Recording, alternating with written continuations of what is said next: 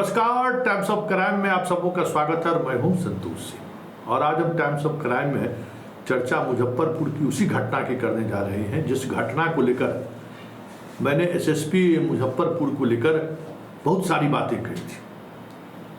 अब कैसे पोस्टिंग आपकी हुई है, क्यों पोस्टिंग हुई है, उस संदर्भ की चर्चा को लेते हुए हमने कई तरीके की चीज़ें कही थी और मैंने उस दिन भी ये आशंका जताई थी कि ये घटना ऑनर किलिंग जैसा ही कुछ है। लेकिन जिस तरीके से उस मामले को हवा दी गई, गैंग रेप, लड़कियों के साथ उसके अंग के साथ किस तरीके से किया गया, जिस तरीके से खबरें चलाई गई, हमें लगता है कि कल जिस प्रेस कॉन्फ्रेंस करके एसएसपी जो बात कहा है उसके कहने का अब क्या मतलब है। जो बिहार सरकार का जो इमेज बनना था वो बन चुका है। अब किसी सफाई से इमेज बदलने वाला नहीं है। आप सोशल मीडिया पर अपनी बात लिखकर किसी को भी अब पुलिस पर भरोसा नहीं होगा। आप कुछ भी लिख ले, कुछ भी कह दे, क्योंकि डे फर्स्ट से आपको जिस तरीके से एफआईआर दर्ज हुआ, वो एफआईआर देखने ही से लग रहा था कि कुछ न कुछ एफआईआर में वो चीज़ें हैं जिनको छुपाया जा रहा है। और जिस व्यक्ति को अभियुक्त बनाया गया था उस व्यक्ति को लेकर भी जो जानकारी आज आप मीडिया के सामने दे रहे हैं, उस जानकारी को लेकर आप पहले से भी बहुत सारी चीज़ें रख सकते थे। जैसे कल आपने बताया कि उस लड़की के साथ कोई रेप हुआ ही नहीं है, जबकि 12 तारीख को डेड बॉडी मिला। 24 घंटे के अंदर में डॉक्टर संकेत मिल सकता था कि उसके साथ रेप हुआ है, नहीं हुआ है। जिस तरीके से हवा फैलाई गई कि गैंग रेप हुआ, अंग काट लिया गया, आप उसके अंग के साथ आपने सफाई दी कि नहीं, इस तरीके से कुछ कटा हुआ नहीं था, खुरपी का निशान मिला है, खुरपी मिला है, ये है। लेकिन बड़ी बात यह है कि सोशल मीडिया पर जिस तरीके से खबर फैली, अब आप कुछ भी सफाई दें उसका कोई मतलब रह जाएगा, ये समझिए एसएसपी साहब। और जबकि बिहार पुलिस का सोशल प्लेटफॉर्म खुद बहुत मजबूत है, 12 लाख से अधिक फ्रेंड्स एंड फॉलोअर्स है उसके। आपके हम पूरे 12 तारीख से लेके आज तक उस पेज को हमने स्टडी किया है। बिहार पुलिस का जो वो पेज है, 2 बार आपका बाइट चला है, उससे जुड़ी हुई खबरें चलाई गई। जबकि जिस तरीके से माहौल बनाया गया, कल फिर जो परसों घटना घटी, वहाँ बाहर से लोग आके जिस तरीके से तोड़ फोड़ किया, वो सारी चीज़ें इसलिए हुई ना कि कहीं न कहीं वो जो खबरों का जो बाजार, अफवाह का जो बाजार फैलाया जा रहा था, उसको आप नियंत्रित करने में विफल रहे।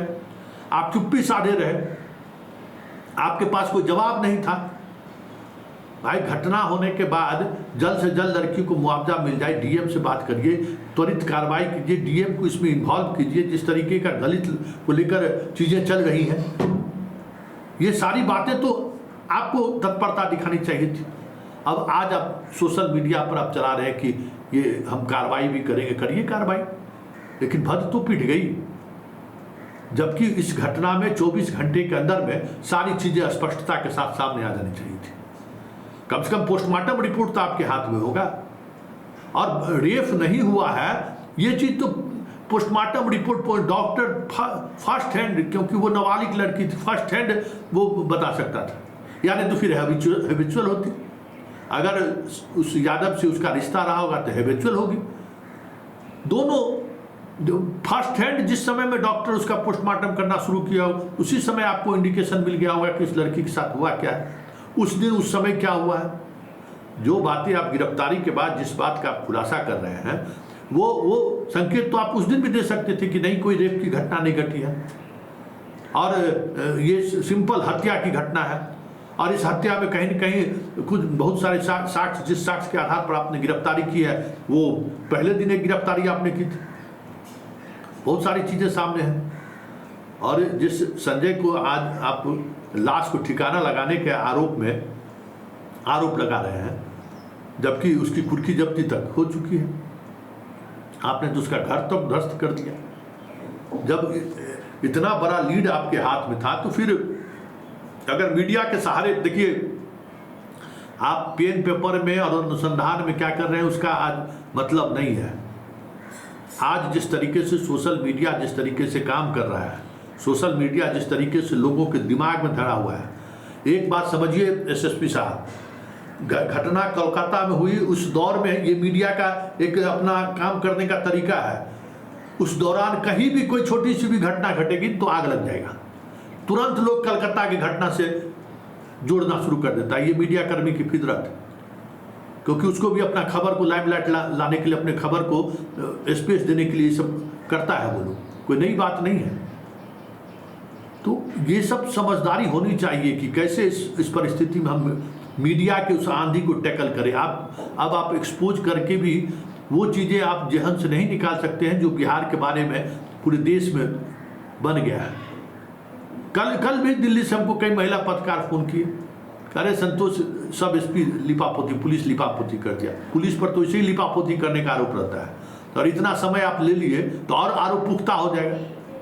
तो हम तो पहले दिन से कह रहे थे कि मामला वो नहीं है, और आज हम अपने दर्शकों को कहते हैं कि कोलकाता वाला मामले में भी जो हाय तौबा मचाया जा रहा है ना, उसमें भी कुछ और मामला सामने आ जाए तो कोई बड़ी बात नहीं होगी। मेरा अनुभव सिक्स सेंस कह रहा है, जिस तरीके से खबरें चलाई जा रही है मीडिया में और जिस अंदाज में चलाई जा रही है, अभी तक बहुत सारे मामलों में जो मेरा सिक्स सेंस कहा है, जो अपराध को समझने का जो हमारा अपना एक तरीका रहा है, क्राइम रिपोर्टिंग का जो मेरा अनुभव रहा है, पुलिस से, साइंटिफिक इन्वेस्टिगेटिंग करने वाले एजेंसी से, फॉरेंसिक एजेंसी से जो हमारी बातचीत लगातार होती रहती है, वैसे भी उस आधार पर मुजफ्फरपुर की घटना को भी हम कह रहे थे कि रेप की घटना नहीं है, ये घटना कुछ और है। और उसकी माँ जिस तरीके से केस कर रही है कि जबरदस्ती उठा के ले गया और इस केस से बचाने के लिए, तो भाई तो 24 घंटा तक तुम एफआईआर काहे नहीं किए थे? तो बेसिक सवाल था। जब डेड बॉडी मिला तब तुम जो एफआईआर किए कि जबरन हमारे सामने में से उठा के ले गया, ये तो एफआईआर दर्ज करने वाले को उसी समय देखना चाहिए कि भाई डेड बॉडी मिला तब तुम ये बात काहे कर रही हो, तुमको पहले काहे नहीं कही उठा के ले गया फलाना आदमी?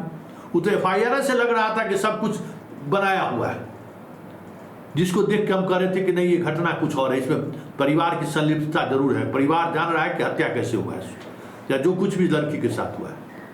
उसी तरीके से कोलकाता की घटना में भी देखिए बहुत सारी चीज़ें सामने आएंगी जिसका अंदाजा शायद आपको ना हो, हमें आज भी लग रहा है। और देखिए सीबीआई भी एक सप्ताह होने जा रहा है ना, बहुत कुछ उसके हाथ नहीं लगे हैं।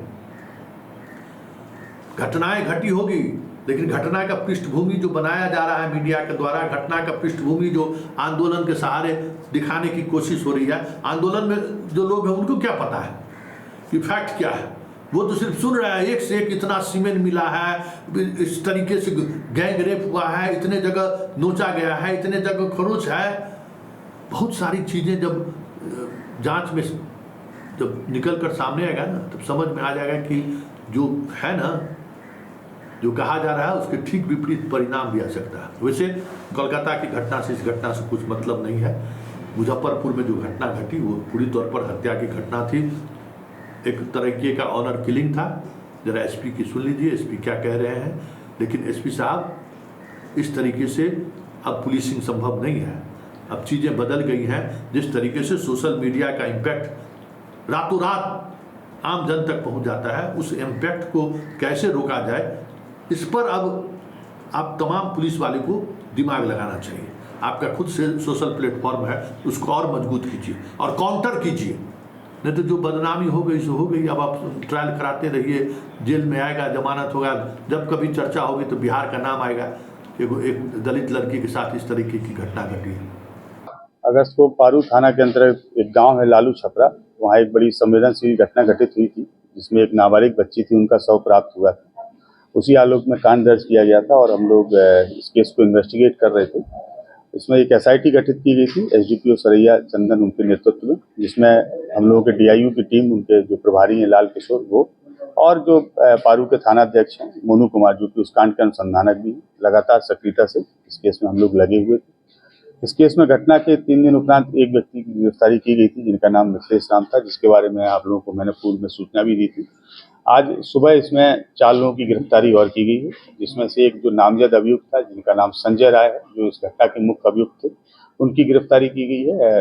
अररिया जिला है वहाँ के पास से, इसके अतिरिक्त 3 और अपराधकर्मी इसमें गिरफ्तार किए गए हैं जो उनके सहयोगी के रूप में थे, जिसमें एक का नाम पंकज पासवान है, दूसरे का नाम चुन्नू है और तीसरे का नाम मुन्ना पासवान है। इस प्रकार से इस पूरे घटनाक्रम में अभी तक हम लोगों ने कुल 5 लोगों की गिरफ्तारी की है। इसमें पूरी घटना में अभी 2 लोगों की संलिप्तता और प्रकाश में आई है पूछताछ के दौरान, तो हम लोग प्रयास कर रहे हैं और हम लोग की टीम उन दोनों लोगों की गिरफ्तारी के लिए भी प्रयासरत है। इस घटना के पीछे जो वजह थी, जिसकी वजह से ये घटना घटित हुई है, वो ये है कि जैसा कि आप सभी को ज्ञात होगा कि पूर्व में भी इस बात को प्रकाशित किया था आप सभी ने कि जो मृतका हैं और जो इसके मुख्य अभियुक्त हैं संजय राय, दोनों के बीच में लगभग पिछले 3 वर्षों से काफ़ी बातचीत होती थी, जिसके टेलीफोनिकली एविडेंस भी हम लोगों के पास में है और दोनों की जो CDR के डिटेल्स हैं वो इस चीज़ की पुष्टि भी करते हैं। घटना 11 मई की रात की है, 11 अगस्त की रात की है। तो 11 अगस्त को रात्रि में लगभग 10:30 बजे से 11 बजे के बीच में दोनों की टेलीफोन पर बात हुई, जिसकी पुष्टि CDR में भी है। उस फोन पे वार्ता के उपरांत जो मृतका है वो वहाँ पे गई, जो एक नियत जगह रहती थी, वो चौर का इलाका है उसी गांव का, जहाँ पे ये मुख्य अभियुक्त संजय राय, उन्होंने मृतका को बुलाया था। और गांव के जो 5 नवयुवक हैं जिनको लगभग पिछले 2-3 महीने से इस पूरे घटनाक्रम की जानकारी थी और इन लोगों का उद्देश्य ये था कि अब इन लोगों को रंगे हाथ पकड़ना है और हम लोगों के समाज विशेष की बच्ची है जिसके साथ में ये व्यक्ति गलत करता है। तो इन 5 ही नवयुवकों ने उस दिन इनको रंगे हाथ पकड़ने की योजना बनाई। तो जब ये बच्ची वहाँ पहुंची है तो उसके तुरंत 2 या 3 मिनट के अंदर ये 5 जो नवयुवक, जिनमें से 3 की गिरफ्तारी की गई है, 2 अभी फरार हैं, ये 5 वहाँ पे पहुंच गए और दोनों जब वहाँ पे पहुंचे तो मृतका और ये मुख्य अभियुक्त संजय दोनों वहाँ बैठे हुए थे। इन लोगों ने वहाँ पे हॉट टॉक हुआ, जिसमें हल्की सी मारपीट इसके साथ भी हुई, जो मुख्य अभियुक्त संजय के साथ भी हुई और जो मृतका है उसके साथ भी हुई। तो इसमें से इन लोगों के पास एक रॉड थी, वो रॉड से वार किया गया। वो रॉड जो चलाई वो रॉड पंकज ने चलाई, वो रॉड मृतका के सिर में लगी। खुरपी भी वहाँ पे थी। फिर जब इनको लगा कि वो रॉड से वो बेहोश होकर नीचे गिर गई, तब इनको लगा कि शायद कहीं ऐसा ना हो कि मृत्यु हो जाए, तब फिर खुरपी से भी उसके ऊपर वार किया गया और इस दौरान फिर इनको लगा कि शायद वो अनकॉन्शियस हो गई है, तो ये लोग वहाँ से भाग खड़े हुए। जिसका मुख्य अभियुक्त था संजय वहाँ पे मौजूद था। संजय को लगा कि अब मेरा भी इसमें भेद खुल जाएगा, तो संजय ने वहाँ पे जो ढैंचा होता है, ढैंचे की पत्तियों से जो रस्सी बनती है उससे उसके हाथ पैर को बांधा, उसका गला दबाया और मृतका को घसीटते हुए, जो घटना स्थल है लगभग वहाँ से 20 से 30 मीटर दूर चौर में, जहाँ हल्का सा पानी था, गहराई का इलाका था और झाड़ियाँ थी, वहाँ घसीटते हुए ले गए। इसने वहाँ उनको दबा दिया ताकि उनकी डेड बॉडी ऊपर ना आने पाए और लोग खोज नहीं पाए। इसके बाद में जो खुरपी वहीं फेंकी हुई थी, उस खुरपी से इसने जो घटनास्थल था, घटनास्थल की मिट्टी को भी खोदा ताकि ऊपर से देखने पे जो खून के दाग हैं, धब्बे हैं, वो प्रथम दृष्टया देखने से प्रतीत नहीं हुई। इसके बाद ये अपने एक जो सहयोगी है जिसकी गिरफ्तारी पहले की गई है, मिथिलेश, और बुलेरो से उसके साथ में भागा और भाग के छपरा गया। फिर ये लगातार भागते रहे, मोबाइल इनका बंद रहा, हम लोग लेकिन ट्रेस करते रहे और फाइनली जो है इनकी आज सुबह गिरफ्तारी वो अररिया से हो गई है। हम लोगों ने इस कांड में अभी तक जो चीज़ें जब्त की हैं, वो एक हथियार जो खुरपी है उसको जब्त किया है हमने। इसके अलावा जो वाहन है बुलेरो जिससे भागे थे उसको जब्त किया है। 4 मोबाइल फ़ोन हैं जो इन्हीं अभियुक्तों के हैं, वो हम लोगों ने जब्त किए हैं और इसमें अभी 2 अपराधकर्मी फरार हैं जिनकी हम लोग गिरफ्तारी के लिए प्रयासरत हैं और इसके अतिरिक्त कुछ अन्य एग्जिबिट्स भी हैं जो हम लोगों को अभी सीज करने हैं, जिसके लिए हम लोग सर्च अपना जारी रखे हैं। उम्मीद कर रहे हैं कि कल शाम तक इसमें हम लोगों को कुछ और बरामदगी और गिरफ्तारी भी होगी, जिससे हम आप लोगों को अवगत करेंगे। जो आरोपी गिरफ्तारी हुई गांव के रहने वाले हैं बाहर? सारे आरोपी उसी गांव के। घटना के बाद ये लोग दूसरे जिले में रह रहे थे? नहीं, सारे आरोपी में से जो 2 आरोपी अभी हम लोग नहीं पकड़ पाए हैं, ये 2 आरोपी तो उसके अगले ही दिन फरार हो गए थे, लेकिन जो बाकी आरोपी हैं वो लगातार रह रहे थे और उनकी चूंकि लगा कि चूंकि ये नामजद अभियुक्त है संजय राय और पुलिस इन पर ही फोकस कर रही है, लेकिन संजय राय की गिरफ्तारी के उपरांत जब पूछताछ हुई तो ये सारा मामला प्रकाश में आया और फिर हम लोगों ने इनके जो क्रॉस चेक भी इन लोगों को किया मोबाइल एनालिसिस के बेस पे, तो उस बात की पुष्टि हुई और फिर जब ये तीनों से हम लोगों ने पूछताछ की तो उन लोगों ने अपनी अपराध में संलिप्तता को स्वीकार भी किया। परिवार का भी कुछ सर आया है इसमें? नहीं, परिवार के लोगों का नहीं आया है। जैसे कि कॉल डिटेल्स में आया था, कुछ समाचार पत्रों में प्रकाशित भी किया था, तो उसमें जो मृतका की बड़ी बहन है उनका चूंकि शुरू से एक स्टैंड था कि हम लगातार घर में थे, लेकिन उनका मोबाइल लगातार मूव किया था। पुलिस के अनुसंधान में बात प्रमाणित हो चुकी है तो उस दिन वो घर पे नहीं थी और वो हम लोगों के इन्वेस्टिगेशन के हिसाब से वो बगल में ही एक मंदिर है, वहाँ जल चढ़ाने के लिए गई थी। वो लगातार संपर्क में भी रही हैं और अन्य लोगों से भी बात की है। उन रात्रि में उनकी जिन जिन लोगों से बात हुई है, हमने सारे लोगों को टच किया है, तो उन लोगों ने भी इस बात की पुष्टि की है कि हाँ, ये जो फोन कॉल्स हुए हैं वो कांवड़ यात्रा के क्रम में फोन कॉल्स हुए। अररिया में किसके यहाँ छिपा हुआ? नहीं, किसी व्यक्ति के यहाँ से गिरफ्तारी नहीं हुई है। हम लोगों ने इनको भागने के क्रम में एक बस को डिटेन करके वहां से पकड़ा। बच्चे के साथ रेप हुआ है क्या? नहीं, उसकी पुष्टि ना तो मेडिकल में हुई है, ना ही इन दोनों से पूछताछ के दौरान हुई है। इसके अलावा जो वैधानिक स्तर की रिपोर्ट्स आई हैं, उस रिपोर्ट में भी इस प्रकार की कोई पुष्टि नहीं हुई है। और जो इंजरी थी उसके बारे में हम लोगों ने स्टार्टिंग से ही आप लोगों को स्पष्ट किया है कि शरीर में 3 जगह इंजरी थी और इन लोगों ने भी जो बताया है उसके अनुसार भी वही 3 जगह इंजरी है और पोस्टमार्टम